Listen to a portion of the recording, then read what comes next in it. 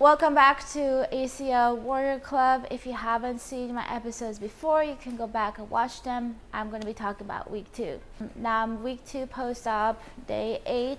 I was doing regular PT, still having a hard time with my extension, still having pain. I was still sleeping with my brace straight. But I was slowly getting better. Like the worst days were literally day 1, 2, and 3. And then it got better. Friday I had my post-op. I went to see Dr. Redler Lauren, and she looked, I got my stitches out. She said everything is fine. The only thing, I had my brace locked on 45 degrees because that's what it said in the pamphlet, but I was supposed to do 90 degrees. So I was a little bit back in terms of flexion.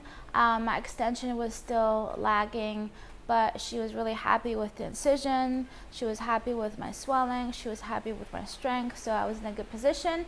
And she finally allowed me to sleep with the brace unlocked, which, oh my God, that was such a relief because I was sleeping terribly.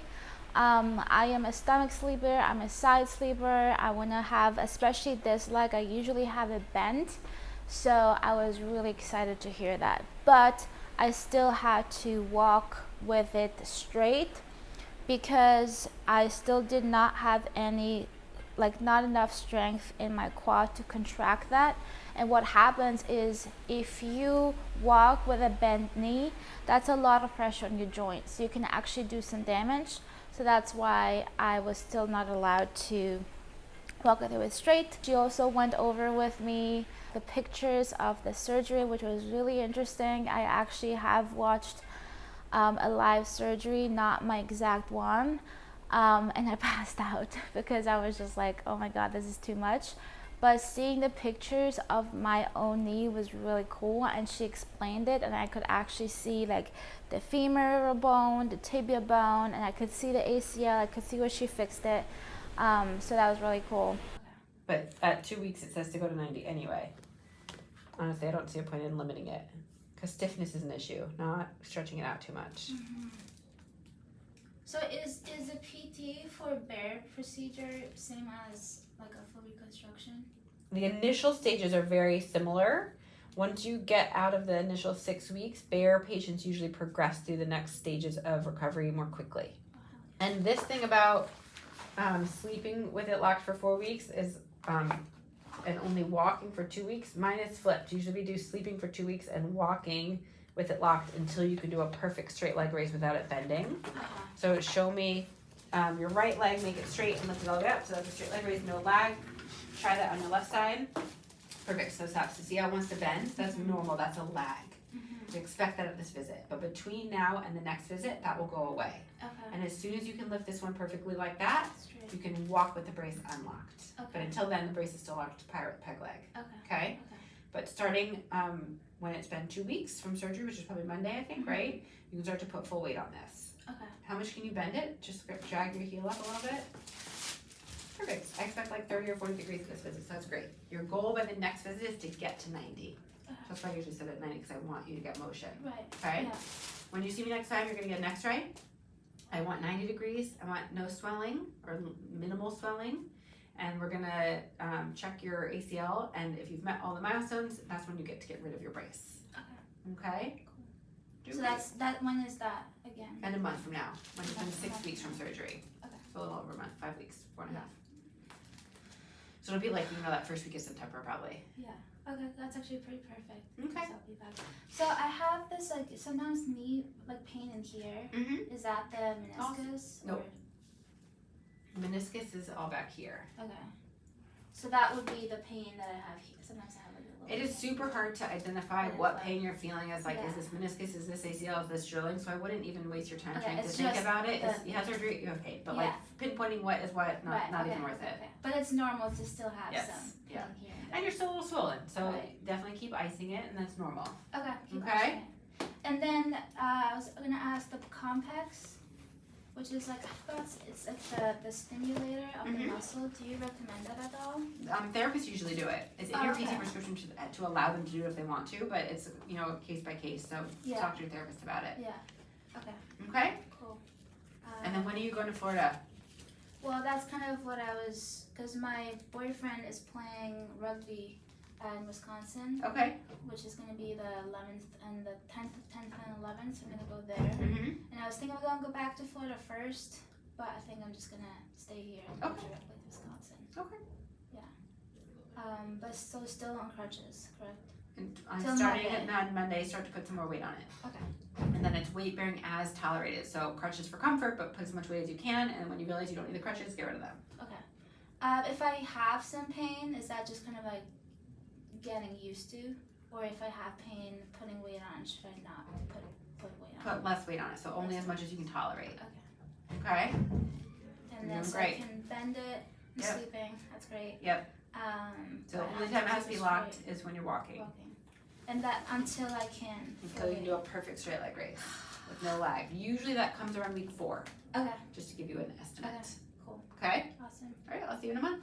The pictures. Yeah. I'm curious. Can we go over them? So first we put camera in, coming in this incision, and instruments are going to come in through here. This is part of your ACL that's like a nodule that tore off and is flipped forward, but the rest of this is all still good ACL fibers. Okay? This is looking in the back of lateral compartment over here. So the posterior horn, the back of the lateral meniscus had a partial little tear. You can see my probe lifting it up and coming into the tear right here. So I trimmed out a little bit of that central stuff that was not going to heal. This is a rasp to stimulate some healing, to try to roughen up the tissues to get it to heal, and then a stitch to close down that tear that's left. So there's stitches in one meniscus. Both. Both. Yep. And then this is that stitch that's coming around it to kind of squeeze it together. So you can see here, after we took out the little flap right here, this part is not going to heal. It's too far from the blood supply. So I removed this piece. And then once I clean it up, you see how there's like a hole? It's like a pita pocket where it opens and there's space in the middle. So the stitch is to close it back down together like this. So there's the hole in the middle. And now the stitch is squeezing it together. This is now in your medial compartment over here. So femur's on top, tibia below. My probe is lifting it up. So this is the bone? This is bone, femur, and it's covered in cartilage. So it's a smooth, gliding white surface. And my probe here is falling into the meniscus tear medially. Same thing, a rasp, putting in a stitch, and there's the stitch that's repairing it. This is looking at the cartilage under your kneecap and the groove, which looks beautiful. This is looking at ACL after I debrided that piece right here. So that part itself is not fixable, but you see there's still some good tissue fibers here, but this is not a normal size ACL. So what is that to ref? This is the outside of your femur. Oh, okay. Remember in the picture I drew you at the bottom of the femur, there's an arch in the middle? Yeah. That arch is called the notch. Yeah. And in that notch are the two ligaments that cross. Yeah. So this is that notch. Here's the ACL, there's the PCL. Okay, so this is attached to the femur. Yep. And that's where the tear is? The tear is the whole thing tore, right? It kind of like did this. And you had one piece of it that was totally separate and avulsed off of the femur and was a big nodule in front. So that is not fixable. So we get rid of that piece. And then what's left is a decent amount of your native ACL tissue, but it's loose. Because the tear is not like a cut like this. It's like this. Oh, okay. So it's loose. So it's still kind of attached, Kind of. Okay. Okay. So then this is a drill guide that is making this tunnel in your femur. That's where the stitches is going to come in to help pull the ACL back up. These are stitches through the ACL, and now those stitches are here, and it's coming through this drill guide. So compare this picture to this picture. Now this looks more like a normal ACL. It's thick and under tension, whereas this is lax and kind of folded because it's loose, right? And then this is when we turn the fluid off. We make this incision a little bit bigger to get the bare implant in, and this is the bare implant coming in. You don't get a great picture of it because now there's no fluid there, and so you get bleeding and everything, but this is the biologic sponge that's then going in on top of this ACL repair. Okay? So this is a suture that's attached to this stitch that's on the stitches holding the ACL up, and this bare implant gets put on the suture and then pulled through the tibia, so then it lays right in front of your ACL. If you have to like pull it kind of tight, and is there something on the end kind of like holding it in place? A button. A button, okay, so that is what the button is. Mhm. I looked it up, I was like, Yeah. wow, this is cool. Yeah.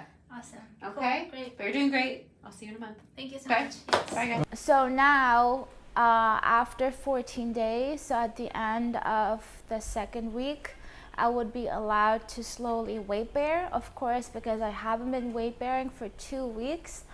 It might be a little bit painful, it might be a little bit uncomfortable, but I was really excited to do that.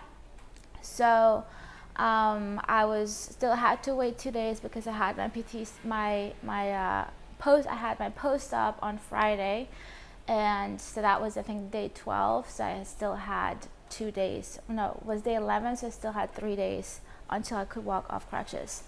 But walked out of the hospital pretty happy, content, and the next day I had physical therapy, and oh boy. So first of all, I took the train from all the way Wester Street all the way to 168th Street. I was hobbling around. I was getting late because, of course, I miscalculated the amount of time it would take me from the house to the subway station. So I was sweaty. I was like, my arms were so sore. I got there and I went to the wrong place. So I'm like, oh shit, like they literally told me I have to be there 15 minutes early, otherwise they will cancel my appointment. And I was literally 15 minutes early, but not in the right spot. So I asked the security guy and he told me to go to this place, and I actually realized that I had the wrong house number. So I got there, sat down. It was like, when I got in there, it was just like really not a very welcoming place. And the lady said to just sit down. I sat down, and like probably 10 minutes passed until I saw my physical therapist. She arrived fully clothed in like suits and like had a mask on and barely welcomed me. I immediately already was, oh my God. But she sat me down, asked me a bunch of questions. And mind me, the physical therapy room was just this like dump hole. Like it just was, there was a table, barely any equipment. There was like separations with these like crazy curtains from like the treadmill and like the table I was sitting on. So very makeshift. I was really cold. I was like sweating, but cold that happens when I'm nervous or when I'm like in pain. I was definitely very uncomfortable. So she lays me on the bed, on the table, and starts, takes off my brace and starts doing extensions. And it was painful. And I'm okay to go through pain, but she was just not trying to like help me go through that.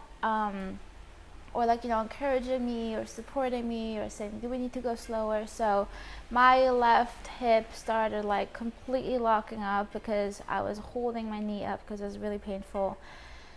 Whatever. I'm not gonna go into details, but I was ready to go home, and I just knew that moment that I am not gonna come back. I am not just somebody that wants to be out of pain and wants to be able to walk. I'm an athlete. I want to be able to go back playing rugby, surfing, skiing, all kinds of sports, 100%. So I need a physical therapist that has that goal for me. She didn't even ask me, like, what's your goal? Like, what exactly happened? So it was very discouraging, very disappointing, but I just knew that I needed better than that. And I don't want to, put that person down. It was just not for me. Because that place was literally, it just seemed like they're just putting old people back together who just want to be able to walk and be out of pain. So I walked out, and my friend showed up, and we went to see one of my team's games that was happening in the Bronx league game. So we got some coffee, we got some food, we talked, it was great, and then we took the bus to get there, and that was a trip. Like, we had to walk a lot, and I was not able to walk properly, so I was still on crutches. My arm was getting super sore. I actually had socks wrapped around the crutches to help, relieve some pain in my hands. But we finally got there. Everybody was super excited to see me. I was super excited to see them, and we won. We're going to nationals, which is actually happening this coming Saturday. I'm super proud of them for pushing themselves and just playing super great. It was bittersweet to be there because, of course, I was supposed to be playing, but it was really great to see them, and it was also just reminding me of how much I love rugby and motivating me to really get a good physical therapist and just also work on my own. So I said hi to everybody and took some pictures, and then me and Nia walked back. Super thankful for her. She walked all the way with me. It was a hot day. We were thirsty, but I'm very, very thankful that she came with me. So we went to the same coffee shop again, had another coffee and a smoothie, and then we parted ways. So my tips are, definitely get outside. Don't isolate yourself. Ask friends to do things with you. If you can go outside, ask them to come by to your house, and you can just have conversations, or just having company with somebody that you care about can be very helpful. For me, I'm very used to being very active and around people, and so not being able to do that was really hard. But so having Nia come with me and like seeing my rugby team was really great and encouraging. So be patient. Everybody is different. Some people, get to the next step faster, like get to the walking step faster, get to the extension faster. It all depends on what you're doing, on just your anatomy. So I definitely had to be very patient with myself, because of course I wanted to be able to walk 100% already and not have to wear this brace.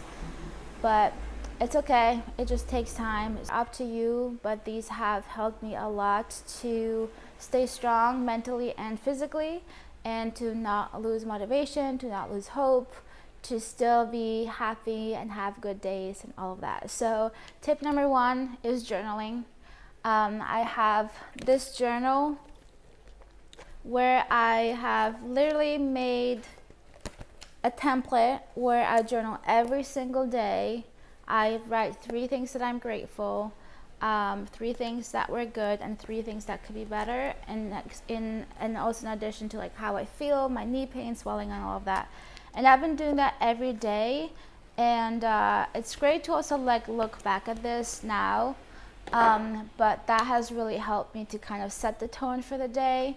Tip number 2 is definitely ice your leg, but I noticed that around day 9 the icing wasn't feeling as good anymore, so I stopped. But definitely make sure that you elevate it. You want to massage your leg.